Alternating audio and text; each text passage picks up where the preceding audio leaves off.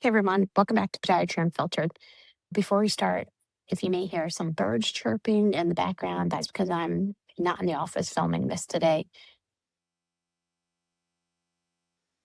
I'm actually sitting outside our RV.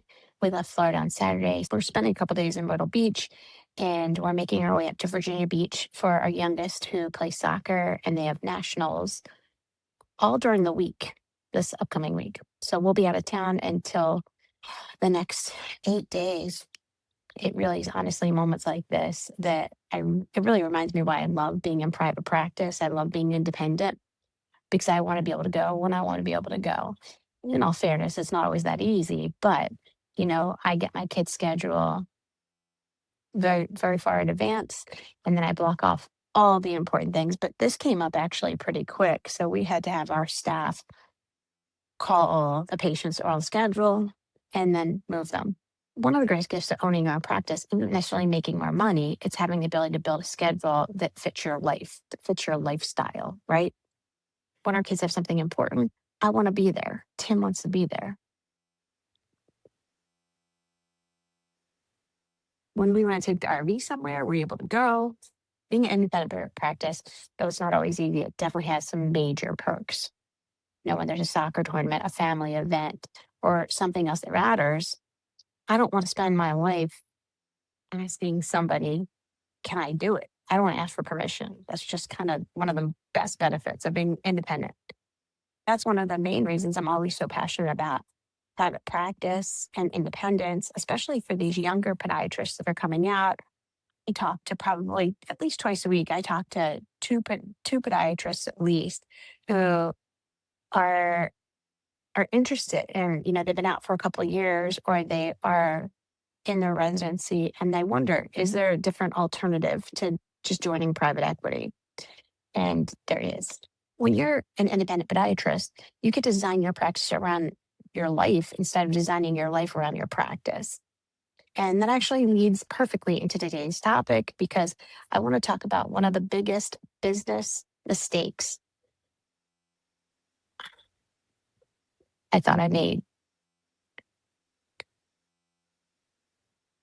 It was a business I shut down in 2017. And if you've listened to my podcast before, you know that we had health issues in the family and things like that. So that played a role as well. But the business idea that sat in the back of my mind for almost 10 years, because we closed that business in 2017. So it's 2026 now. And I recently decided to try again. Today, I want to tell you the story of what I thought was a failure, what I learned from it, and why I think it may end up being one of the best things I've added to our practice, or added back to our practice. Back in 2012, I had this idea. I opened what was called the Natural Nail Spa. And when I say I opened it, I mean I went all in. I created a separate S Corp. I got separate insurance. I hired not one, but multiple nail technicians. I had to have the state come in, inspect everything. I had traditional pedicure tubs, which I wasn't a fan of, but I wanted to have the whole experience. I had my nail technicians doing manicures. I had them doing pedicures. I had all the things that make up a nail salon. And for 5 years, from 2012 until about 2017, I ran that business alongside my podiatry practice. So it had to have separate insurance. Like I said, it had to have all the things. And patients loved it. The nail technicians were great. The experience was pretty great for patients as well. But eventually I realized something. Economics were terrible. A manicure might be $30, a pedicure might be $60. I think that's what we're charging for our highest end pedicure. But at the end of the day, I had a room occupied for an hour generating salon level revenue instead of medical office real estate. And that math eventually catches up with you. And then 2015 happened. Tim had the diagnosis of colon cancer. And as many of you know, that was a difficult time for our family. And then after that experience, I started looking at everything differently. I had less energy to manage the two separate businesses, the two separate S Corps, filing all the things. Less interest in juggling separate corporations and separate insurance policies and separate staffing. And by 2017, I just closed the spa. The idea sat in the back of my brain for almost a decade. Every year, I would see dermatologists adding cosmetic services. I would see plastic surgeons adding more med spas. I'd see OBGYNs doing hormone replacement and weight loss. And I just couldn't get the spot. I'm thinking with podiatry, we could do something, right? I would see these wellness clinics doing the IV therapy and recovery services. And I kept asking myself the same question. Why aren't podiatrists doing more of this? What can we do? Where's our niche in that cosmetic recovery piece? Why are we limiting ourselves to what insurance companies decide we're worth? And over the last several years, we've added a lot of services to our practice. A lot of cash pay services like the class 4 laser, soft wave, different regenerative medicine, PRP, of course, custom 3D printed orthotics. I love that one. I finally decided to revisit this idea, but this time I approached it differently. No separate company, no separate S Corp, no separate insurance, no separate business entity. We simply added these services to our existing practice because we're only doing below the knee things. The same way every other specialties do every single day. They just add those services into their practice. Now, before everyone starts messaging me, asking me if I formed a second LLC, bought another malpractice policy, or created a complicated corporate structure, the answer is no, absolutely not. I've already done that before. I've learned that lesson already. But what we're doing now is exactly what we see dermatologists and plastic surgeons, OBGYN, and wellness physicians doing every day. They're incorporating services into their existing practice. And I think it wasn't until we got more comfortable doing the cash pay stuff that I'm like, that's what we need to do. So what we did was we renovated one of our unused treatment rooms, nice lighting, fresh paint, new flooring, a water feature because that's what the nail tech wanted. And we launched our Medi-Pedi spot right inside the Center for Ankle and Foot Care. And let me tell you what happened. Week one completely changed my perspective, like completely changed my perspective. The very first client we had in the spa was a man. He'd just undergone hip replacement surgery, still active, still golfing, but he wanted a safe environment for his pedicure, and his wife booked this. So we charge $150 for our waterless Medi-Pedi. It's a medical pedicure, of course, done in the podiatrist's office. We have a nail technician who she does the massage, the steamer. She does the foot mask, the warm towels, like all the things that's under her license. She's my employee. And she doesn't do anything risky. She's trained by us. She also did the Spalding pedicure course back in the day, like 10 years ago, because she was one of my original nail technicians. I just kept in touch with her. Guy came in and he was blown out of the water and he's coming back. He was excited. He was ecstatic. He sung praises and he booked another pedicure for 8 weeks. $150. Now, in olden times, in 2012, I priced myself too low. So these patients were paying like $40 for something like a quick express pedicure. Not worth the time in my room, not worth the time for me to pay the pedicure nail technician. Yeah, but he was thrilled. That first day that we were open, we had 2 people that came in that room. Again, the first was a guy who had a hip replacement and he did the Medi-Pedi. And the second was a lady who was a type 2 diabetic, had been a patient of ours in the past. She got our email blast we sent out to all our patients. And she went to the link on our website and she looked at the neuropathy pedicure. So how that pedicure worked is she came in, Brooke saw her and did the massage and things like that. And then I came in the room and I talked to the patient about how the laser for neuropathy works. And I explained to her that it's usually not one treatment, that it's multiple treatments over a period of time.